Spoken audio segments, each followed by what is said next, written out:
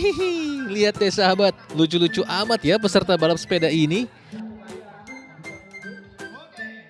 Ya, bocah-bocah ini adalah peserta lomba balap sepeda dorong di Gedung Serbaguna Kecamatan Kramat Watu, Kabupaten Serang, Banten. Ada 153 balita dan anak-anak dari Serang dan Cilegon yang ikut serta.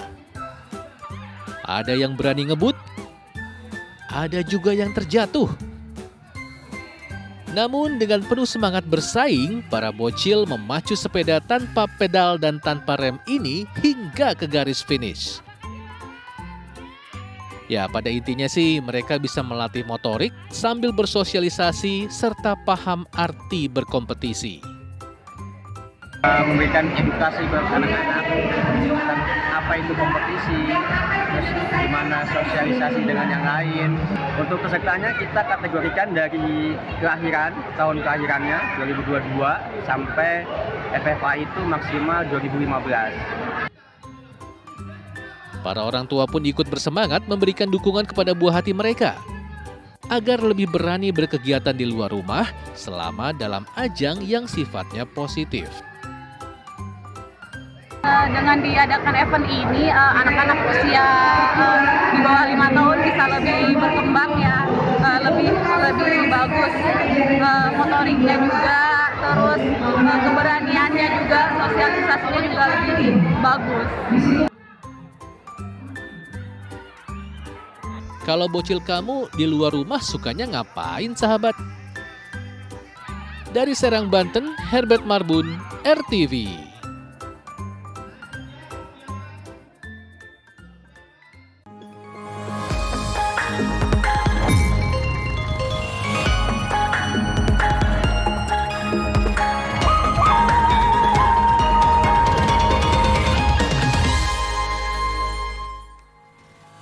Selamat pagi sahabat RTV, kembali lagi nih ya kita di Lensa Indonesia Pagi. Hari ini tentunya semangat ya Topan ya. Gimana kalau kamu? Semangat dong, karena kami sudah menyiapkan nih sahabat informasi-informasi pilihan untuk kamu saksikan di pagi hari ini. Langsung saja lah ya bersama saya Ahmad Taufan. Dan juga saya Tasya Syarif, ini dia Lensa Indonesia Pagi selengkapnya.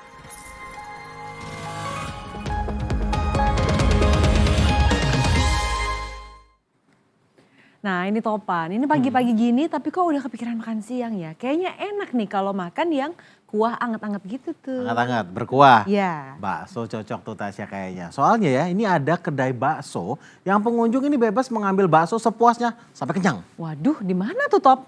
Daripada kamu dan juga sahabat RTV penasaran, langsung aja kita lihat tempatnya. Ini dia.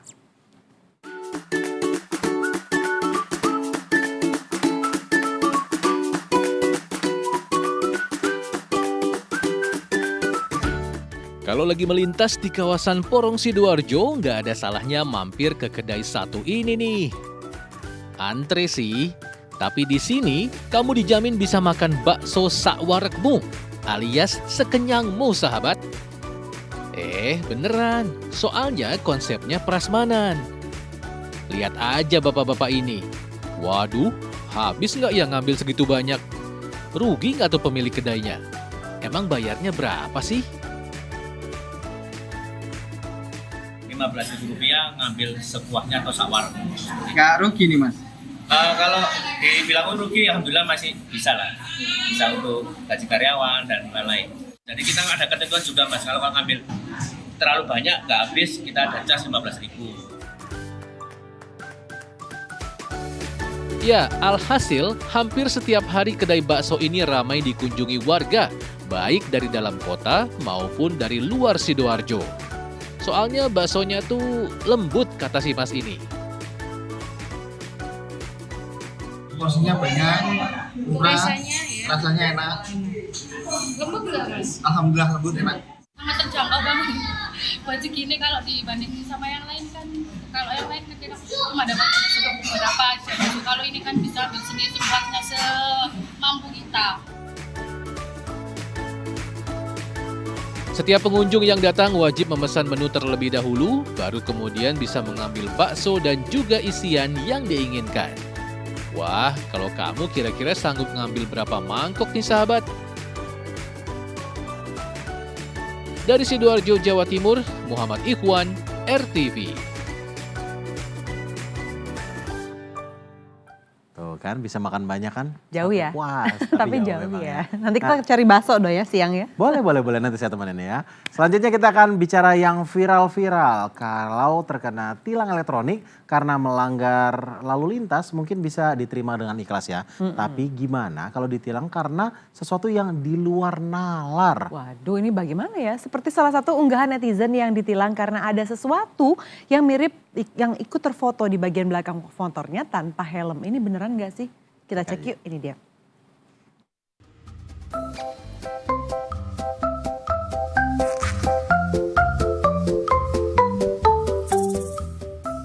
Ih, putih-putih tapi bukan melati.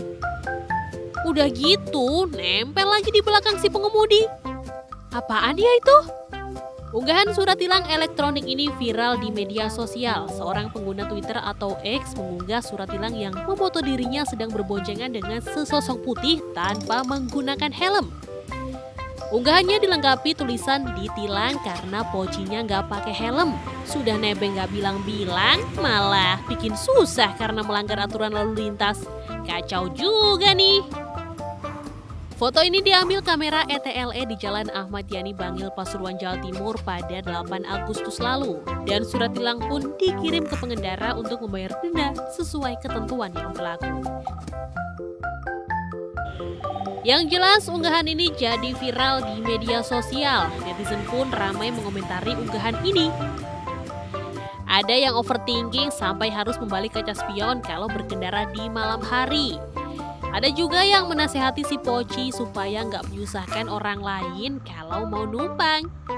Ada yang justru menyarankan untuk memindai QR surat tilang untuk lihat video kejadian tilangnya. Tapi emang beneran Poci alias pocong? Setelah dikonfirmasi ke Satlantas Polres Pasuruan, terbukalah fakta yang sesungguhnya. Ternyata si putih yang menempel di belakang pengendara itu adalah bayangannya sendiri. Bayangan menjadi putih karena hasil print out yang dikirimkan ke pengendara. Berasa rugi kan terlalu overthinking? Memang terlihat bayangan putih di belakang dari pengendara, tapi berdasarkan gambar asli, ya, jadi yang bersangkutan memang tidak menggunakan helm pada saat terfoto kamera ETLE statis kami. Ya, terlihat bahwa di belakang yang bersangkutan adalah bayangan yang bersangkutan sendiri. Saat ini si pengendara sudah menyelesaikan denda tilangnya. Selain itu, dia akan dipanggil untuk mengklarifikasi pernyataannya. Kalau udah kayak gini kan, kasihan si Poci yang udah dituduh jadi penyebab tilang elektronik. Dari Pasuruan, Jawa Timur, Happy Lailatuansyah, RTV. Nah ini kasus viral yang satu ini juga nggak kalah seru nih, Topan dan juga sahabat RTV. Seorang netizen mengunggah sebuah gapura wisata di Kendari, Sulawesi Tenggara yang dindingnya ini bolong-bolong nih Topan. Kira-kira kenapa ya bisa sampai bolong-bolong? Padahal gapura ini baru diresmikan pada bulan Februari kemarin loh Tasya. Dan anggarannya juga nggak main-main, yakni mencapai 32 miliar rupiah.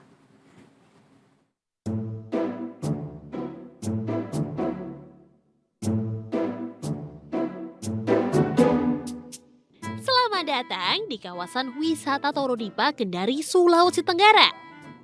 Gagah kan gapuranya? Tapi kalau dilihat dari dekat, ternyata dinding gapura ini bukan sembarang dinding sahabat. Dinding gapura yang ini bisa bolong-bolong loh. Padahal gapura ini baru diresmikan Februari kemarin ya sahabat, alias baru 7 bulan. Kosong seperti ini. Begitu didekati baru ketahuan deh dindingnya tipis banget. Kalau kata pengunggahnya sih kayak terbuat dari bahan triplek. Emang bisa ya dinding gapura setipis ini?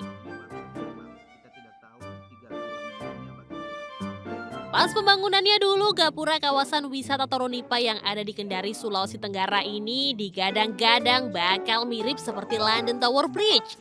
Tapi begitu udah jadi kok ada yang aneh ya. Ukuran beton yang utuh. Bener banget. Saya pun juga baru tahu Karena bahwa dalamnya ternyata kosong di lombok, dalamnya dapur ini kosong bahkan seperti jadi ini. kandang ayam Dan dadakan. itu pun seperti yang Multifungsi banget gak sih?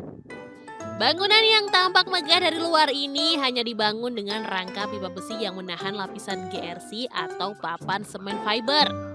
Padahal proyek gapura ini dibangun dengan anggaran 32 miliar rupiah pada Agustus 2023 lalu. Alhasil unggahan ini jadi viral di media sosial dan mengundang netizen untuk berkomentar. Salah satunya ada artis Uya Kuya yang komentar kalau bentuknya begini kayaknya nggak pantas deh dengan harga segitu. Ada juga yang membandingkannya dengan dekorasi pelaminan. Emang boleh? Dan yang kecilnya juga banyak sehingga minta KPK buat mengusut proyek ini.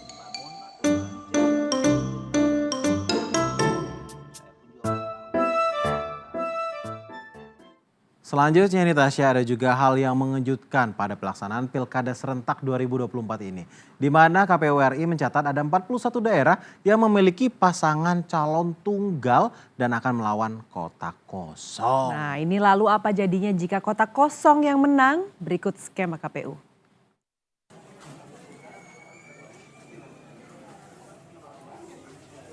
Pilkada Serentak 2024 tanpa calon tunggal gagal tercapai.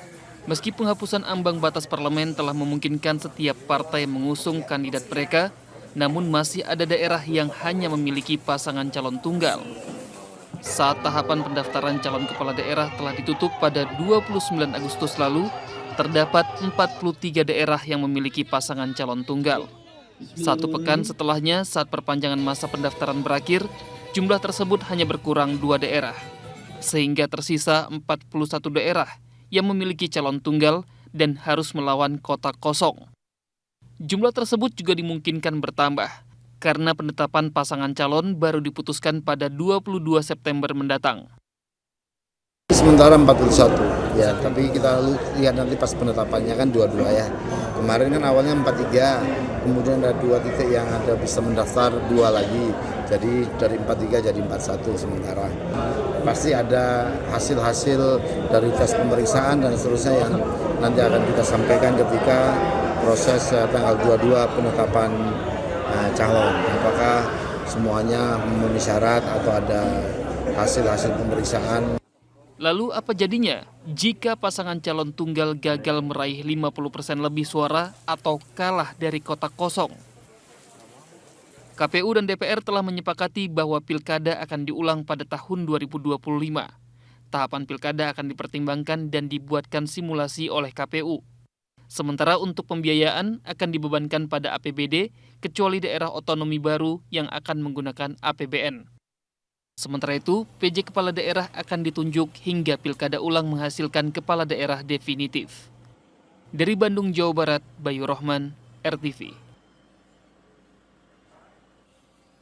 Informasi yang satu ini kayaknya hampir sebagian besar orang tahu ya, namanya Gereja Ayam atau Rumah Doa Bukit Rema yang ada di Magelang, Jawa Tengah nih Topan. Iya, soalnya ini jadi lokasi syuting film AADC 2. Tapi ternyata Gereja Ayam ini juga menyimpan sejarah yang menarik dan menjadi simbol toleransi umat beragama. Lebih lengkapnya langsung saja kita simak informasi berikut ini.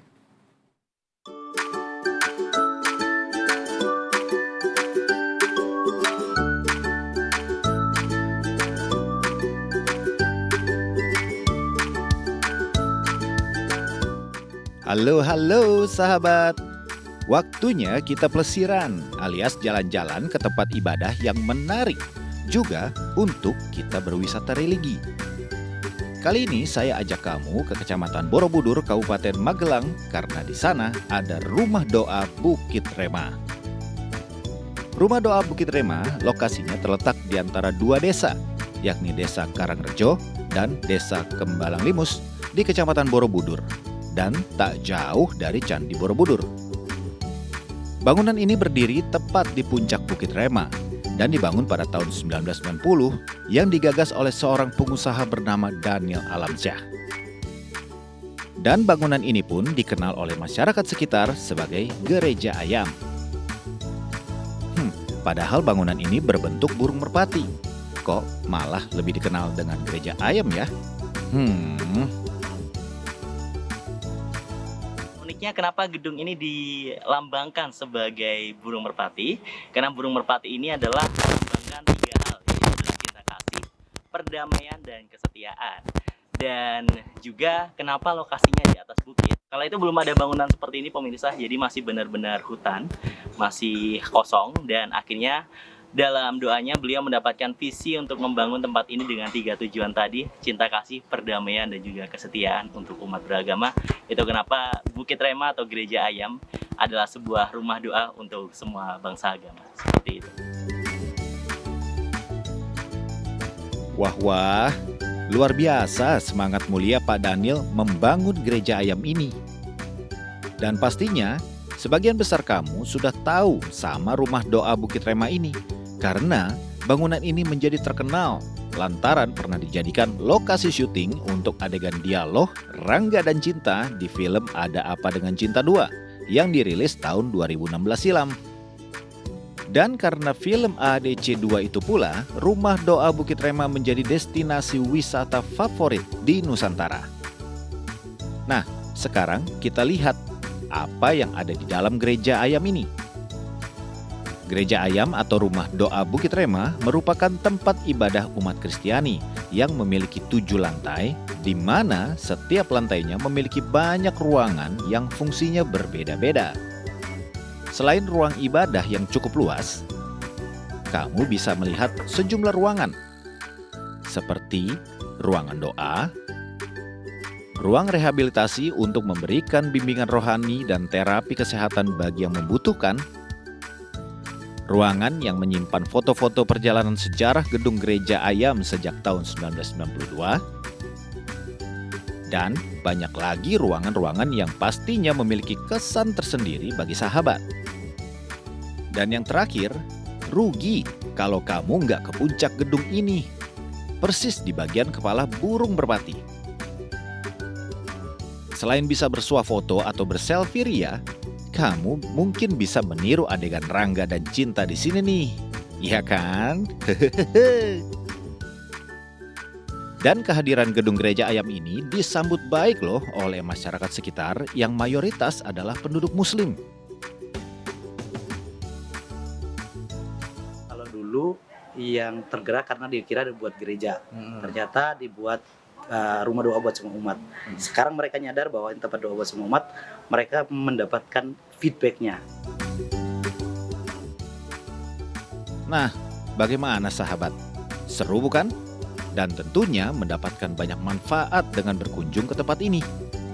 Selain bisa menjadi referensi wisata kamu, tempat ini memberi pelajaran kepada kita, arti dari toleransi antar umat beragama. Dari Magelang, Jawa Tengah, Nugroho Chandro, RTV.